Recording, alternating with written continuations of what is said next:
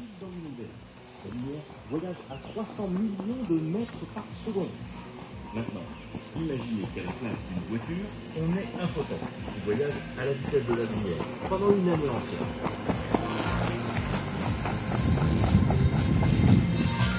À 300 000 km/s, ce petit photon peut parcourir presque 10 000 milliards de kilomètres.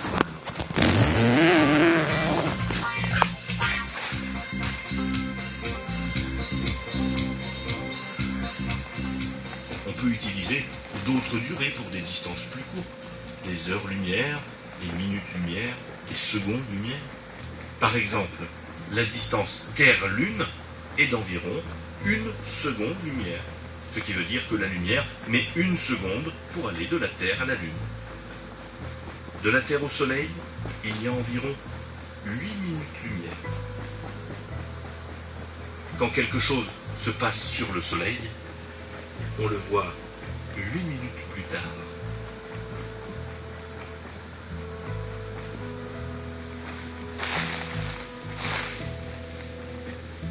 Et qu'en est-il de Saturne? Elle est 10 fois plus loin du Soleil que la Terre. Combien de temps un rayon de lumière prendrait pour aller du Soleil à Saturne? 80 minutes. La distance Soleil-Saturne est donc de 80 minutes-lumière. La planète la plus éloignée du Soleil, c'est Neptune. Neptune est 3 fois plus loin du Soleil que Saturne. Ça fait 240 minutes-lumière, ou 4 heures-lumière. La lumière du Soleil doit donc voyager 4 heures avant d'atteindre Neptune.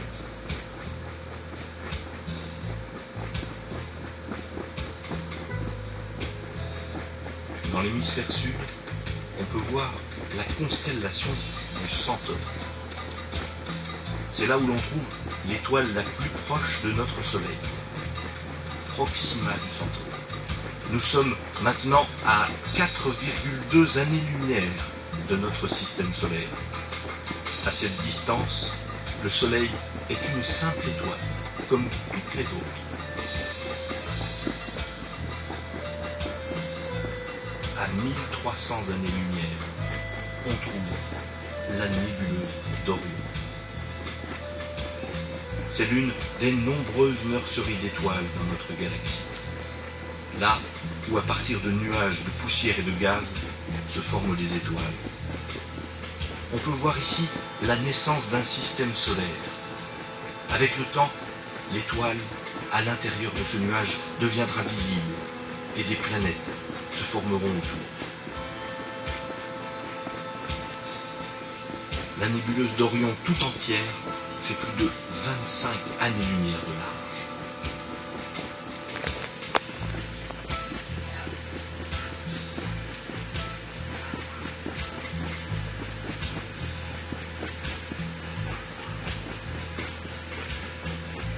Très haut, dans le ciel d'été, dans la constellation de la Lyre, on trouve la nébuleuse de l'Anneau.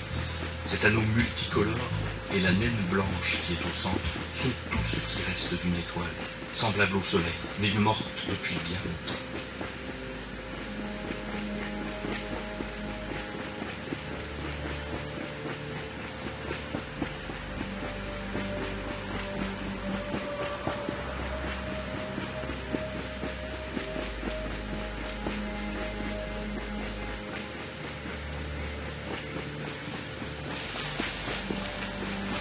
Nous quittons maintenant la Voie lactée, notre galaxie.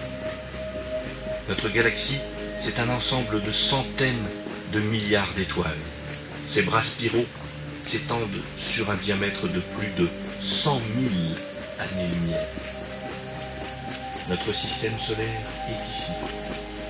Et à cette distance, la lumière du Soleil est insignifiante comparée à ses brillantes voisines.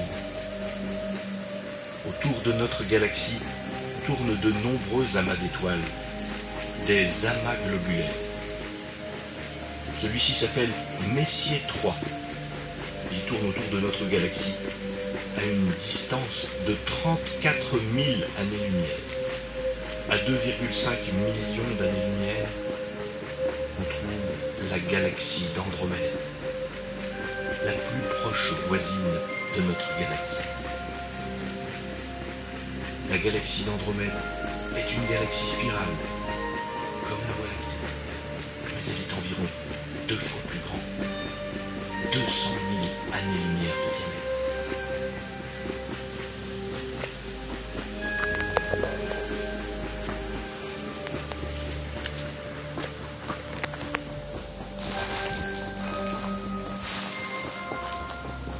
En 1987, des astronomes ont pointé le télescope spatial Hubble vers un petit endroit bien noir dans le ciel. Le télescope spatial Hubble observa à cet endroit pendant 10 jours, prenant des centaines de photos. La lumière de toutes ces photos réunies a donné cette image, le Hubble Deep Field. Mis à part quelques étoiles au premier plan, chaque tache sur cette image, le moindre petit point, est une galaxie.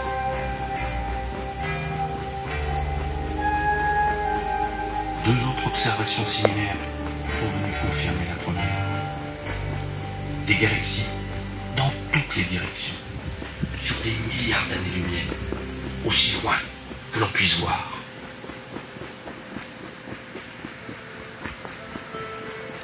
Toutes les étoiles que nous voyons sont nos voisines, dans notre galaxie, la Voie lactée.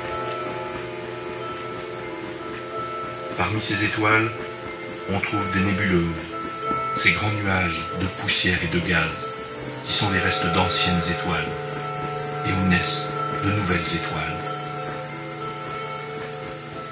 Plus loin, on trouve des amas globulaires,